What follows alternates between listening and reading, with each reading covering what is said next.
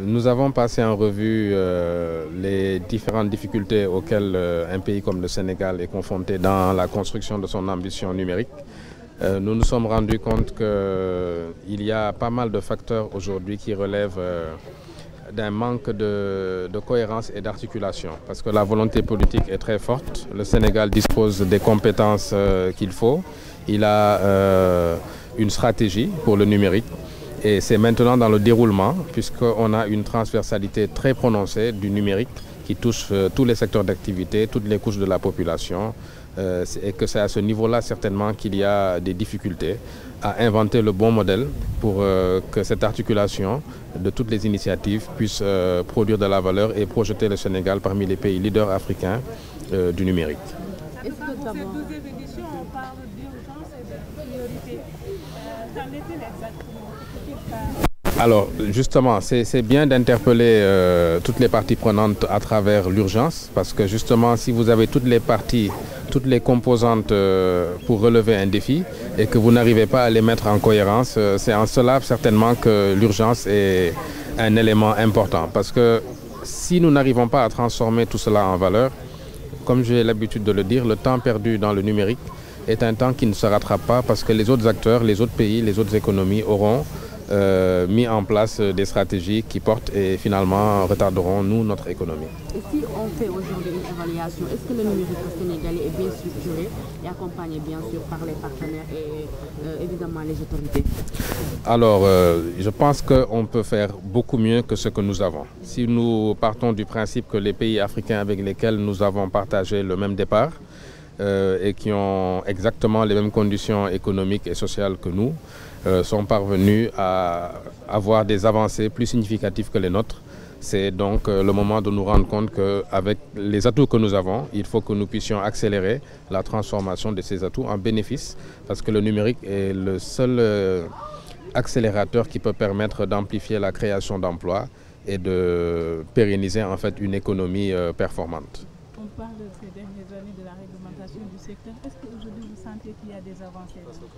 Alors la réglementation ou la régulation du secteur est une matière qui évolue constamment, parce que les défis et les enjeux sur la base desquels on construit cette réglementation ou ces organes de régulation sont des défis qui sont justement en perpétuel mouvement. Donc je pense qu'il est très important au stade actuel de pouvoir avoir une démarche agile, ça veut dire qui s'adapte à toutes les situations en matière de réglementation et de régulation. Par exemple, vous noterez qu'à l'heure actuelle, les questions de société nous interpellent, et le secteur du digital est un secteur qui amplifie ces problèmes de société, et que si une régulation adéquate n'est pas mise en œuvre, nous pouvons exposer nos sociétés à des dangers qui vont menacer nos populations, leur sécurité et la tranquillité.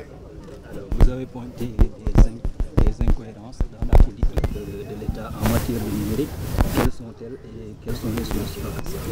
En fait, les incohérences, elles sont dues au fait qu'on est souvent dans une logique de succession d'initiatives, et que la dernière initiative, elle ne prend pas le soin de, en fait,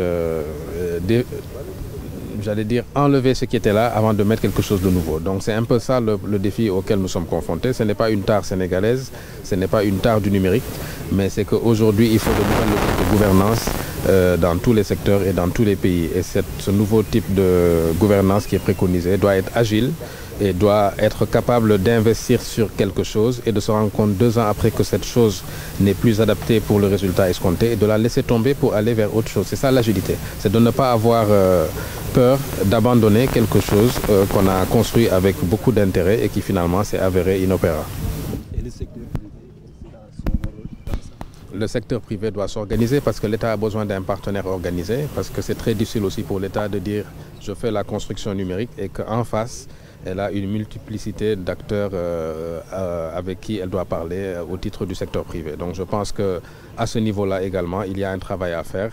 C'est un problème qui touche tous les acteurs. Il n'y a pas un État qui ne fait pas ce qu'il faut et tous les autres qui sont à la hauteur. Non, c'est un problème général qui touche tout le monde. C'est un problème qu'il faut considérer autrement, et ça interpelle toutes les catégories. Avec la SN 2025, on ambitionne de faire porter la contribution du numérique à 10% du PIB. On est déjà à 6 ans. est-ce que le Conseil national du numérique a été installé mais n'a toujours pas commencé son travail? Est-ce qu'aujourd'hui c'est réalisable? Alors, moi, cette question de pourcentage du PIB, je trouve que c'est un défi un peu risqué parce que le Sénégal est devenu un pays pétrolier. Si le PIB est accéléré par le secteur pétrolier, faire 10% de quelque chose qui est énorme, ça va être un défi assez difficile. Donc je pense qu'il faut plutôt le mesurer en termes de progression, taux de progression et non en termes de proportion sur le PIB. Oui, 2019, l'année dans laquelle nous sommes, est une année de tous les défis. C'est-à-dire soit on verrouille notre stratégie et le dispositif de mise en place. Et dans ce cas-là, on peut se dire que dans 5 ans, tout est possible. Soit on ne verrouille pas les choses et ce sera un défi quasiment impossible.